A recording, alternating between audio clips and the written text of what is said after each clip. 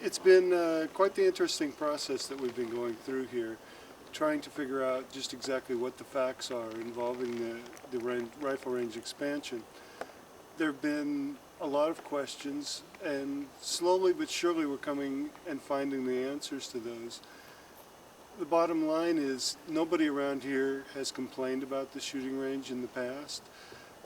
It's been annoying, but small-scale shooting, local shooting, something that we've all come to live with and accept. Once we discovered exactly how large the new range was going to be, everybody's attitudes began to change, and everybody came out of the woodwork against this project. There was pretty much a unanimous... Anyway, what we found during the research was that a small local use range was going to turn into a national tournament level shooting facility here that was going to have a great impact upon the park, upon the town of Bayview, and all the local residents. Jeez, I can't believe I can say this stuff so easily usually. Well, don't worry about it, because I'll just blip out the parts. I know, yeah, I know how it'll work. Okay, here we go. One of the big concerns that's gone on here was proper site selection. In studying the National Rifle Range development plans, we find that they in fact should have been a comprehensive site survey at the very onset of this project. That, in fact, we feel would have shown that this was an inappropriate site for a large-scale rifle range. We have three significant factors that contribute to that. One, the placement of the range and the muzzle blast means that the sound echoes down through Bayview and across the lake. Two, the prevailing winds actually blow the sound that ways.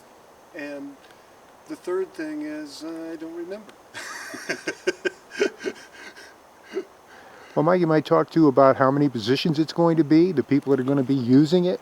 Well, that's the big concern. Right now, the public can come out and 10 people can shoot at the same time. Some large groups come out here and use it, but since it's a primitive facility, we don't have national tournament activities out here to any degree. Now, there'll actually be the potential for over 130 shooters to fire the guns simultaneously.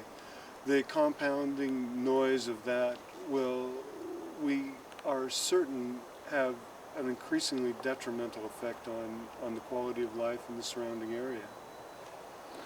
Okay. Anything about the types of weapons that'll be used, the types of training that'll be going on, the organizations that might be using this facility? The fact of the matter is, the scale of this facility is what frightens us the most.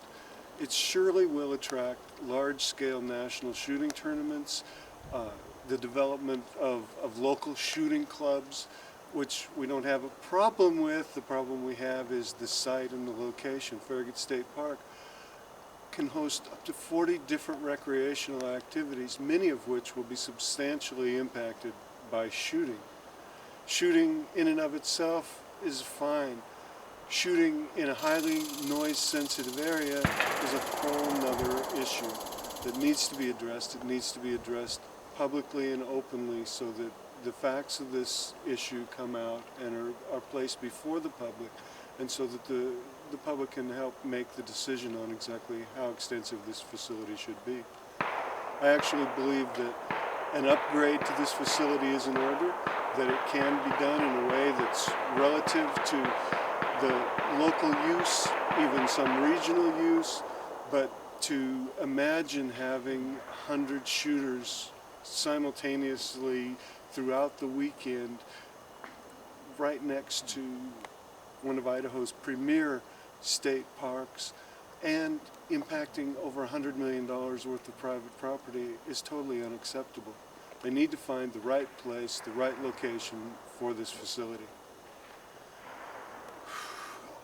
There's going to be a 600-yard range here, which will undoubtedly attract large caliber rifles in the order of magnitude that will literally impact the area extensively, blah, blah, blah, blah, blah. One of the primary issues that we have here is Fish and Game was given this property by the federal government for the strict mandate of conservation of wildlife. How in the world a 130 shooter shooting range qualifies as conservation of wildlife, we really can't understand. There's anecdotal evidence that in fact when large groups do shoot out here, when the military or the FBI or the police are shooting out here, that wildlife vacates the premises. People on Perimeter Road are constantly, okay, start over here just a minute.